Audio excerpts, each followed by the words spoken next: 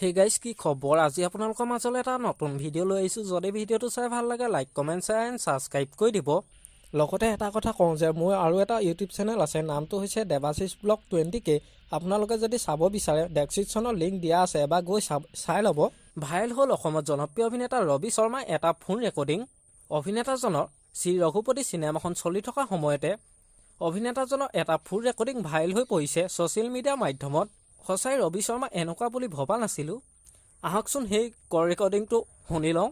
হয় দাদা, তই এতিয়া বঢ়িয়াকে ভিডিঅ' এটা দে হয় কৰি পেলাই যে কবিতাই মোক ফোন কৰি পেলাই কৈছে চিন্তা কৰিব নালাগে বুলি। মই আইনী প্ৰক্ৰিয়া একো নকৰোঁ, তোৰ ওপৰত মই ৰখাই দিম এইবিলাক। হয় আগলৈ এনেকুৱা কাম কেতিয়াও নকৰিবি হয় দাদা, কেতিয়াও নকৰোঁ আৰু।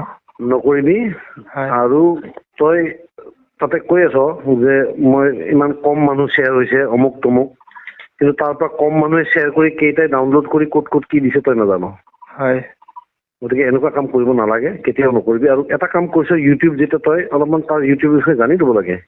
হয় দাদা। হা, সেইটো কাম নকৰিবি। এটা ভিডিঅ' বনা, হয় ভিডিঅ'টোত তই দে ভালকে ধুনীয়াকে বনাই যে মোক কবিতাই ক্ষমা কৰি দিছে। হয় নৱজিৎ, আমাৰ আজি ভিডিঅ'টো ইমানেই আছিল। যদি ভিডিঅ'টো চাই ভাল লাগিলে যিমান পাৰে শ্বেয়াৰ কৰি দিব আৰু নতুনকৈ চেনেলটোত কোনোবা আহিছে যদি ছাবস্ক্ৰাইব কৰি ল'ব। আজিলৈ বাই বাই।